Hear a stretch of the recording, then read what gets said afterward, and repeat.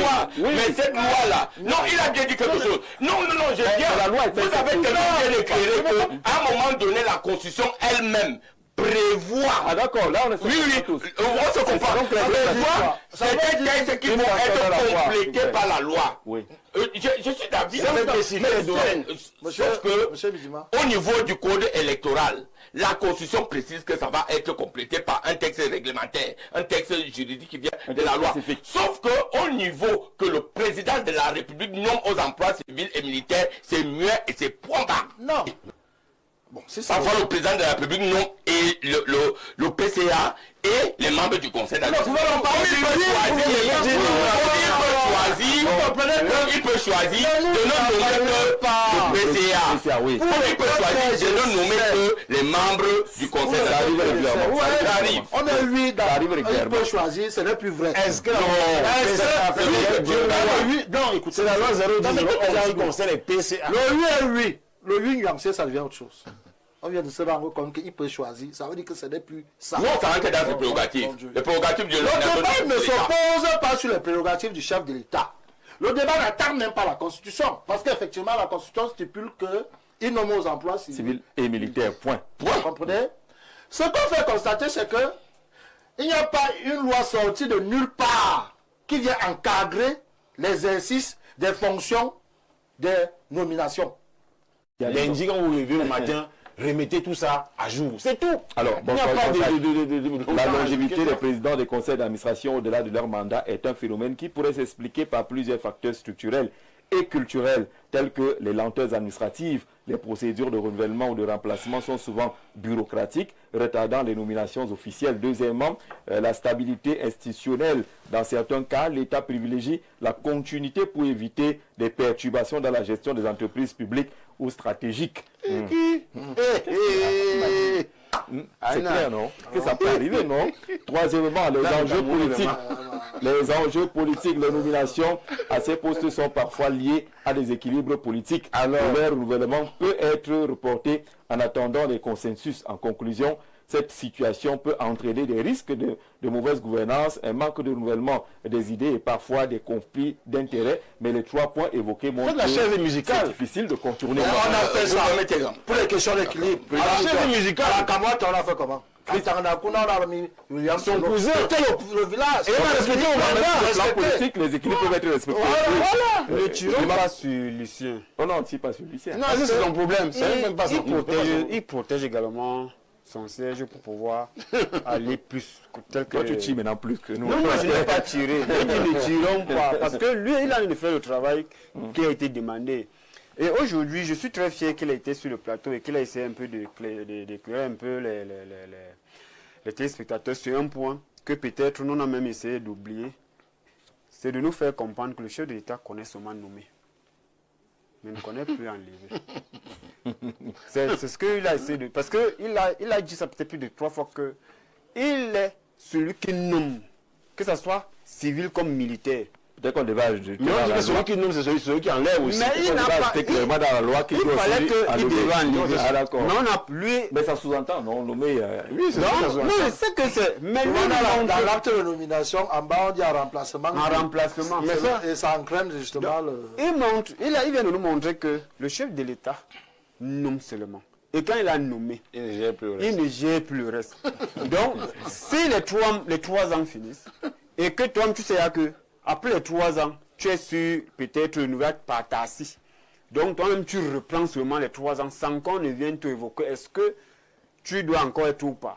Tu continues seulement les autres 3 ans qui sont renouvelables une fois.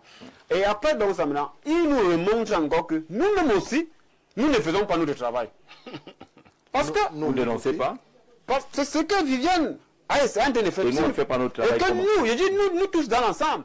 Parce que il faut également qu'à un moment dans les entreprises, d'où cela n'est... Donc quand on se rend compte qu'un PC dont le conseil n'est plus légitime, les employés ou tous ceux qui se trouvent devant se revoir. Il faut des Léon Taylor Onana dans les entreprises qui peuvent attaquer les actes d'un DG qui selon n'est plus... C'est ce qu'il vient de nous faire comprendre là que nous ne faisons pas également notre travail. À un moment donné, nous devons dire mieux, comme on dit, pas que je veux partir. D'accord, restons dans le... Toujours dans la Constitution. La Constitution pour voir que il y a un certain nombre de dispositions qui seront complétées par des textes spécifiques. La Constitution dit ça. Oui. Pas sur les nominations. Non. Et là, la Constitution ne précise pas Sur quel aspect?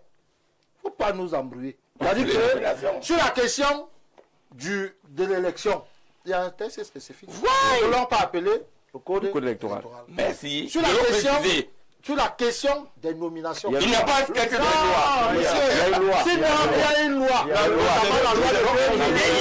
une loi. Mais cette loi-là, non, il a bien dit quelque chose. Non, j'ai bien. Vous avez tellement bien éclairé qu'à un moment donné, la Constitution elle-même prévoit. Ah d'accord, là on est tous. On se comprend.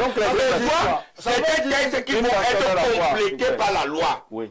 Je suis d'avis avec sauf que au niveau du code électoral, la Constitution précise que ça va être complété par un texte réglementaire, un texte juridique qui vient de la loi. Sauf que au niveau que le président de la République nomme aux emplois civils et militaires, c'est muet et c'est point barre. Non, là c'est pas la Constitution de façon globale prévoit. On n'est pas en train de... La question de la nomination dans les emplois civils et militaires ne souffre de rien.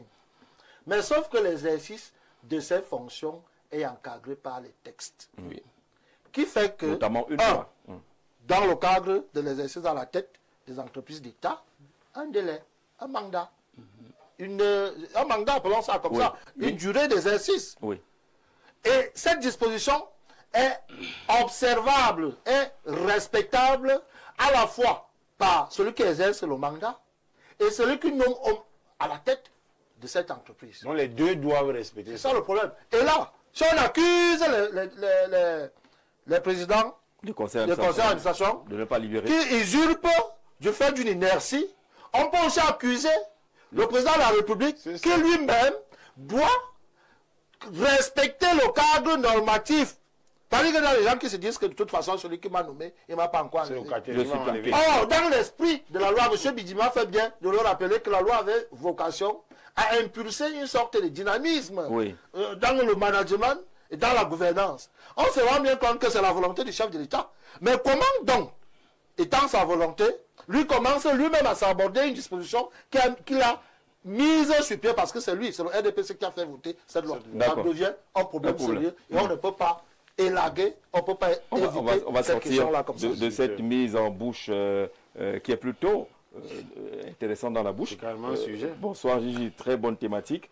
Pour ma part, le parti de la Flamme a échoué à tous les niveaux. Pour illustration, tous les gouverneurs des régions ont dépassé l'âge de départ à la retraite, à comprendre que la jeunesse au Cameroun est le moteur. Les jeunes de 77 ans sont des roues. Et posé comme ça devient un peu difficile à répondre. Mais pour répondre à votre question, la différence entre 2018 et 2025.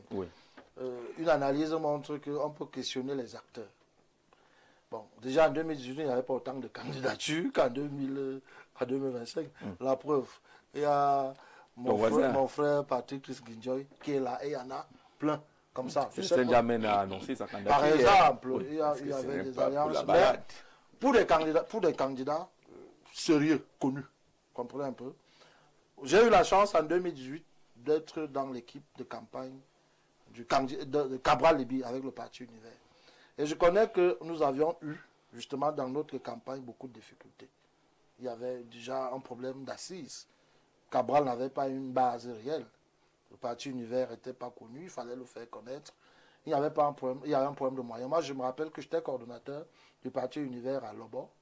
À l'aube, ou alors pendant la campagne, je crois que j'avais reçu 15 000. Pour battre seulement la campagne. Oui. Pourquoi? Seulement? Oui. Pourquoi il n'y avait pas d'argent? J'étais suffisamment infiltré. J'étais en contact avec Cabral. L'évidence était qu'il n'y avait pas d'argent. Donc ça veut dire que si on prend le cas de Cabral Libi, Cabral Libi de 2018 est différent de Cabral Libi de 2025 du point de vue financier. C'est clair. C'est pour ça que j'ai dit aux gens, les résultats qu'il a fait en 2018 là, il sera différent de 2025. Racontez tout ce que vous voulez. En mieux. Mieux. Ah d'accord. Je vous dis que si quelqu'un bat la campagne dans un arrondissement avec 15 000. Et nous sommes sortis deuxième derrière le RDPC. On a battu tout le reste là. Le MSC, l'UNDC, machin, tout ça. Alors, je parle de Lobo. Moi, j'étais le coordonnateur du Parti Univers. Mais ça compte. À Lobo. Ça compte. Comprenez un peu. On est dans la liquide. Comprenez un peu.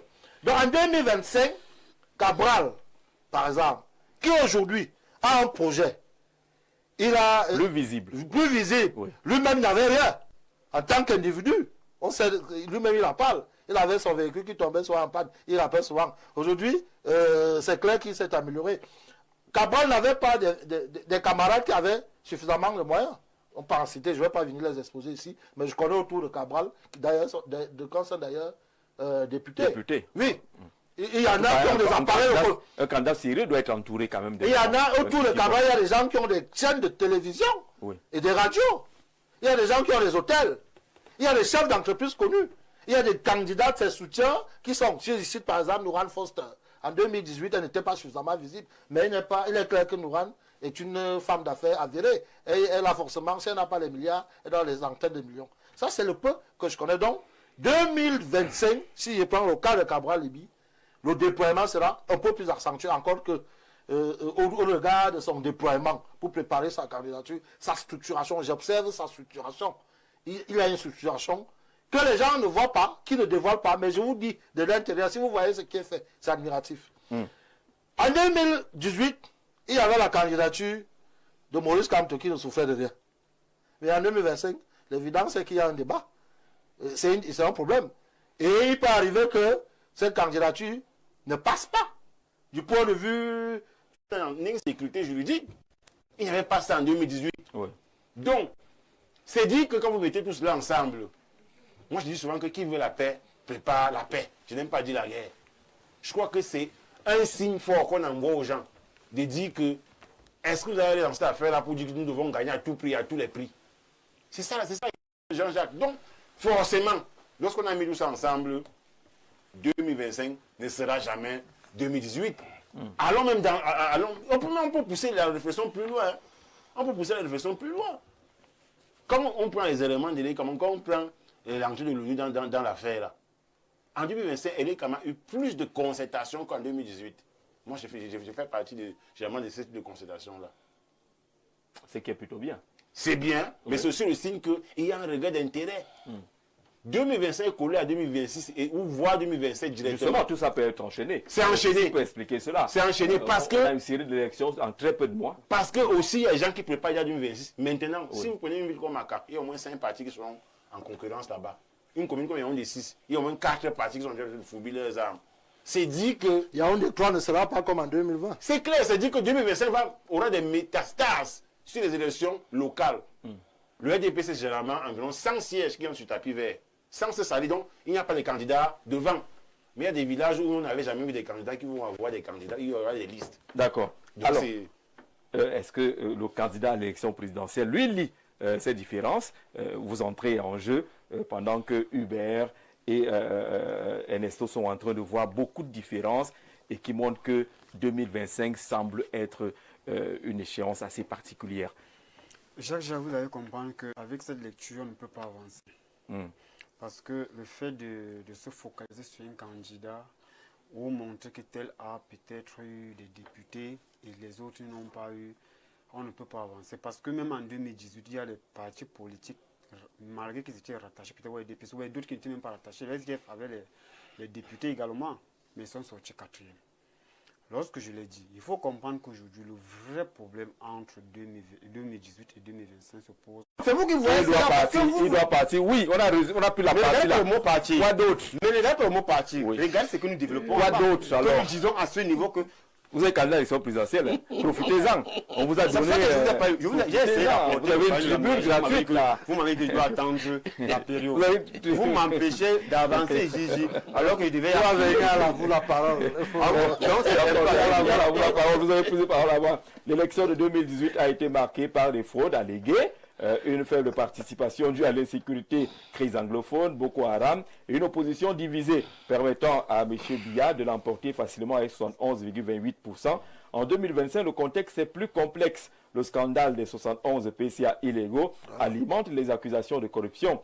La sortie de Tiroma fragilise l'alliance RDPC-FSNC et un possible retrait de Biya accentue les incertitudes internes au RDPC. L'opposition via l'APC de Kamto est plus unie, mais confrontée à des obstacles légaux. Le RDPC peut compenser la perte du FSNC en mobilisant les bastions, mais une rupture avec l'UNDP serait coûteuse. La CRTV doit jouer un rôle clé en clarifiant le scandale des PCA, apaisant les tensions nordistes, mobilisant les électeurs sudistes. Je ne sais pas pourquoi c'est la CRTV qui est indexée là.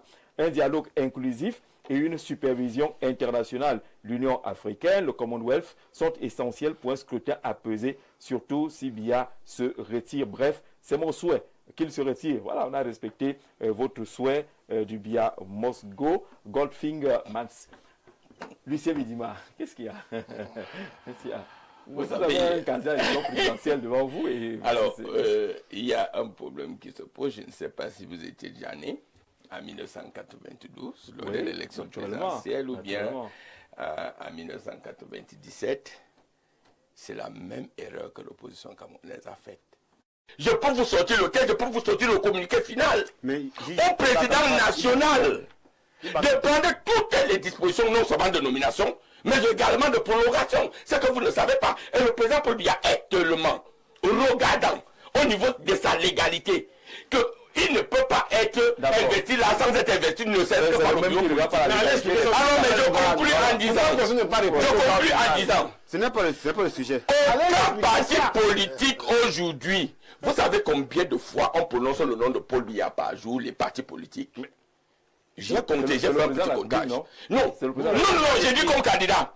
Vous allez voir, le PCRN va vous dire il est vieux, il doit partir. Mais c'est normal. Quand on va vous dire non, il ne remplace pas la Constitution. Le monsieur ne le connaît même pas encore son nom, s'il ne connaît pas son nom, ça veut dire qu'il ne connaît pas. Il va venir. Il faut connaître les actions du DDAP. Capitaliser sur un individu, monsieur Paul Biya. Et non, est-ce que monsieur Paul Biya représente alors, comme vous voulez le dire, votre projet politique, auquel cas, rejoignez juste le RDPC. Si vous n'avez rien à proposer. D'accord. Alors, il n'y aura pas de différence. Il n'y aura pas de différence. Alors, je vous fais un pronostic. Un pronostic, on sort par là. Le RDPC, l'élection 2025 est l'élection la plus facile du RDPC. Ah bon? Et je vous dis que, quel que soit le candidat, d'ailleurs, il dit là qu'ils s'entendent, ils ne peuvent pas s'entendre. Il y a des égoïsmes, des égos surdimensionnés, des gens qui croient qu'ils sont venus ici par le prisme de Jésus-Christ. Et les gens qui croient que sans eux, rien ne peut être fait. Or, le RDPC sera autour d'un homme. L'âge, pas l'âge, ce n'est pas le problème. Si vous trouvez qu'il est vieux, nous on trouve qu'il est capable, alors nous on va voter notre capable. Alors venez nous battre devant notre. Merci, monsieur Bidima. Bonsoir. Pourquoi vous intéressez au texte interne au RDPC? Est-ce que ça vous fait avancer? C'est notre adversaire. Notre adversaire doit connaître notre adversaire. Ça nous fait avancer. Bonsoir le panel. Les Camerounais sont trop engagés cette fois-ci, ou très engagés. Et les CAM inscrits tous les jours, c'est au moins quelque chose qui pourrait faire la différence. On est à plus de 8 millions d'inscrits maintenant. 8 millions qui font la campagne, c'est le RDPC. C'est Colombie. D'accord, c'est pas. Nous sommes sur le terrain. Les chiffres nos militants tous les jours. Nous sommes sur le terrain. Bonsoir Jean-Jacques. Les élections présidentielles camerounaises de 2018 et 2025 révèlent des évolutions majeures tant dans l'engagement citoyen que dans les équilibres politiques. Voici les 7 particularités, jusqu'à 7, qui marquent cette différence. Premièrement, l'engouement électoral accru, contrairement à 2018, où l'inscription sur les... Enfin, voilà, on peut voir plus loin. Ernesto, qu'est-ce qu'il y a? La minute de Ernesto, une minute et demie. Une minute et demie. Je vais simplement dire à M. Bidima qu'il n'aurait pas dû répondre avec arrogance qu'il n'y a rien eu en 2025. Parce que quelqu'un avait dit ça à un anglophone dans son bureau, on a vu ce qui s'est passé. Donc vous devez même être plus aux aguets maintenant. Parce que l'élément du désordre qu'il y a dans votre parti n'avait jamais eu lieu. Et ça, c'est un signe fort. Les sorties de Chiroma que vous voulez minimiser ne sont pas des signes faibles. Vous avez peut-être gagné dans le Grand Nord, mais eux aussi ont des sièges. Prenez le poids de l'UNDP, du FSNC, ce n'est pas rien. Si on vous enlève ce poids-là et que les deux là se mettent ensemble, ce n'est pas rien. On sait que les élections, quand tu fais le Nord, les Sem-Nord, la Damawa, Douala, Yaoundé, tu as presque tout bouclé. Et je dis que, même dans ce que vous appelez micro-coalition, là, ça va être un exercice. Si Nguidjol vient se joindre à un candidat, et que Nguidjol dit que je maîtrise, je prends soi, j'ai 2000 observateurs à soi, Il a participé C'est à... quoi le demande de Non, attendez que je parle. Il aura participé à cet effort-là. Oui. Donc, je suis sûr que dans leur groupe, il ne sera pas seul. Donc, ça aussi, il n'y avait pas ça en 2018. Il n'y avait pas ça. Il y a des gens qui vont entrer dans des groupes, qui sont des partis que vous ne voyez pas, mais quelqu'un te dit que je suis sûr que je vais travailler sur ESOS Mimoman. Rien, et cela entre également pour nous démontrer que la justice ne vit plus. Quand un pays n'a pas de justice, parce que quand on parle de justice, on va nous demander que la justice a quoi y voir avec le problème des PCA. Mais lorsque une loi est posée et qu'elle n'est pas respectée, la justice doit rappeler à cette personne que vous avez déjà atteint votre temps de partir. Et nous avons vu plusieurs personnes qui ont essayé de dénoncer et qu'on a enlevé sur des postes pour dire, puisque vous ne voulez plus la Donc tu ne mangeoire. veux plus. Bon, on te met de côté alors. C'est On a vu les gens comme Libi Lobe qui ont dit on a atteint notre mandat est fini, je quitte. Il y a tant que conseiller municipal, il est quitté. Voilà Viviane également, docteur Viviane qui également, elle était quittée en disant que non, le mandat a été terminé. Mais vous allez voir qu'aujourd'hui, il y a des gens qui ne vivent que pour... Et si vous refusez peut-être d'accepter cela, cela devient pour vous un ennemi de l'État. Et vous allez recevoir des coups de fil de tous bords. Parce que vous refusez de continuer même à assister. Pour que les gens fassent leur temps et s'en aillent. Mais pourquoi ce n'est pas opérationnel? Moi, je crois qu'il faut sanctionner. Il faut interpeller le président de la République de manière claire que ces entreprises ne sont plus rentables. Tout simplement parce que les individus qui sont à la tête, justement, sont dans une posture d'illégalité et donc d'inefficacité. Mais on peut évoquer la SNH par Lenguinjoy, on peut évoquer le Fonds national de l'emploi. Le DG là depuis 1995. On a envie de dire que lui est depuis. Voilà, depuis. Donc on peut évoquer plusieurs entreprises comme ça. Et ce qu'on dit au Camerounais, c'est que allez-y pour changer ça. Ça fait partie des choses qui, dans un contexte électoral, les gens doivent bien saisir. Quand on dit qu'il faut le changement, d'autres disent que le programme politique de certains hommes politiques, c'est Biya Mosgo. Mais en réalité, avec une telle situation, si vous voulez que ça change, vous faites quoi? Si Biya ne Mosgo pas, ça va perdurer. Donc pour résoudre ce genre de situation, il faut que Biya Mosgo et l'autre viendra forcément changer dans une durée relativement courte, tout au moins du point de vue de l'image que ça va renvoyer sur la scène à la fois nationale et internationale, également les opportunités qui vont s'ouvrir. Parce qu'il y a plein de gens qui veulent apporter. Il y a de l'innovation même dans le management, il y a des gens qui se sont formés, qui ont besoin justement qu'ils soient à ces responsabilités-là afin de pouvoir montrer ce dont ils sont capables de faire, mais qui n'ont pas de possibilité parce qu'il y a des gens qui confondent même déjà les bureaux à leur maison. C'est-à-dire qu'il est dans la routine, il connaît en quelle année on avait changé les toilettes, il dit que le bidet là, ça fait 15 ans que c'est là, il faut déjà qu'on me mette un nouveau bidet. Vous voyez que dans cette configuration, ce n'est pas de... Moi, je suis entré dans le bureau d'un de ces éternels dirigeants, où vous trouvez ces masques du village, les attributs du chef à l'angle, la salle à manger avec les plats et tout le reste là, c'est au bureau, c'est au travail, c'est le chez lui, et dans l'environnement, on vous dit que non, il ne reçoit pas à cette heure-ci, il dort. Voilà, il a sa chambre là. Il se repose. Dans sa chambre là, vous pouvez imaginer toutes les choses que l'on peut faire. On n'imagine pas. Moi, j'imagine pas. Je n'ai pas cette faculté-là. Je n'ai pas cette faculté-là. Bonsoir Jean-Jacques, bonsoir à ton panel. Le thème portant sur les entreprises publiques et les mandats échus montre très bien que finalement les lois au Cameroun sont devenues des loisirs. Il faut payer les droits d'auteur à notre ami Papillon.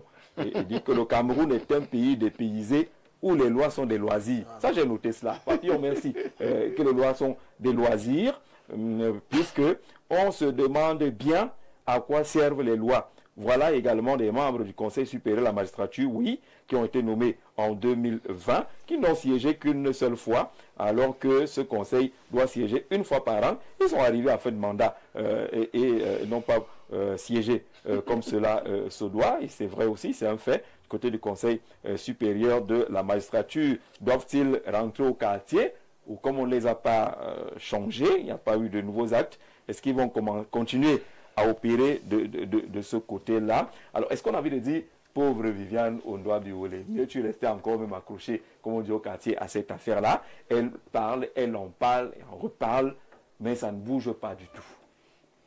Non, c'est le professeur Viviane Biolé prouve qu'il y a encore de l'espoir dans ce pays. C'est une femme pour qui j'ai une très grosse admiration. Ça prouve qu'il y a des gens qui ne vendent pas tout. Parce qu'on est dans un pays où tout est achetable, où tout est monnayable, où on a l'impression que ce n'est pas, on n'a pas le droit d'avoir des valeurs, d'avoir des principes. Parce qu'on lui dit en tout temps que tu aurais même déjà pu être ministre depuis. C'est ce que les gens disent, qu'il y a des femmes ministres qui ne te valent pas. Si tu es tranquille, non. Elle se contente et elle se plaît le peu qu'elle a. Il nous faut des Camerounais comme ça. Si vous avez regardé le film Les Incorruptibles, c'est ce genre de personnes qu'il faut. Lorsqu'on est dans un pays qui a un régime qui a 40 ans, c'est des choses qui sont rares et qui sont à protéger. Et m'a félicité lorsqu'on les a sous la main. Les incorruptibles. Ouais. Alors, la machine peut-elle bouger dans cette situation-là? Est-ce qu'on peut avoir 1, 2, 3 volontaires qui décident de partir? Vous voyez, Jacques, c'est aujourd'hui, on a peut-être les Viviane, peut-être 10 Viviane qui font ce travail. La machine va prendre l'engrenage et les choses vont avancer. Imaginez un peu du côté, dans le cadre auquel je mène la lutte, je mène ma lutte connaissant bien les risques qu'on en trouve. Voilà Viviane également de son côté qui dénonce et a même des propositions et refuse. Si les Camerounais prenaient vraiment ce côté, que non, arrêtons peut-être de nous regarder que notre ventre, ou peut-être nos comptes en banque, nos familles. Je suis sûr que les choses vont vraiment évoluer. Mais, combien de personnes aujourd'hui on en trouve? Pourquoi? Et c'est là aussi il faut s'interroger. Est-ce que ces personnes également qui se trouvent à ce niveau le font parce que ils le veulent? Parce qu'ils ont trouvé un système. Et ce système ne les permet pas de quitter. Il faut comprendre un système qui ne permet pas qu'on démissionne facilement. Qu'on démissionne facilement. C'est un système que quand tu veux même travailler, c'est la trahison. Quand tu veux même penser démissionner, c'est ton collaborateur qui te trahit. Qui commence à dire, celui-ci il est même venu, il croit qu'il est qui. Il veut me montrer quoi aux autres. Et à partir de là, les lettres d'explication commencent à arriver de gauche à droite pour montrer que, pardon, ce n'est pas comme ça que nous on travaille ici. Nous avons vu des ministres qui ont été nommés, ont commencé un travail dans ce pays bien. Et se sont calmés. Au bout de 6 mois, c'est comme un palu qui a attrapé et les choses ont changé. Donc, on leur a dit que ça ne marche pas comme ça ici. Ça ne marche pas comme ça. Du système. Et il faut te mettre sur le domaine où tout doit se gâter. On ne va pas plus vite que le chef. Tout doit se gâter. Tu ne dois pas travailler pour montrer que tu travailles bien. Il faut montrer qu'aujourd'hui... Je dis le problème qui se pose, c'est qu'effectivement, on ne parle pas, et ne doit pas parler là de PCA. Ce n'est pas l'affaire de PCA. Au-delà de PCA, c'est les conseils d'administration.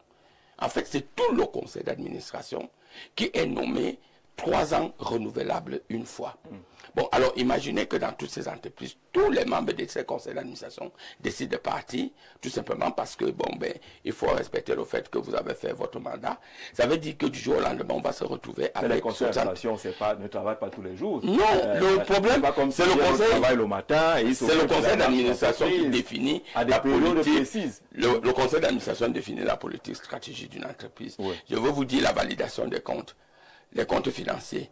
La mise en marche de la gestion même d'une entreprise au quotidien. Le directeur général n'est là que pour des opérations opérationnelles, pour les opérations de mise en gestion au quotidien. C'est le conseil d'administration qui valide la politique stratégique d'une entreprise, qui valide les comptes de cette entreprise. Voyez-vous, bientôt là nous serons peut-être au mois de novembre, il faut valider les comptes de l'année.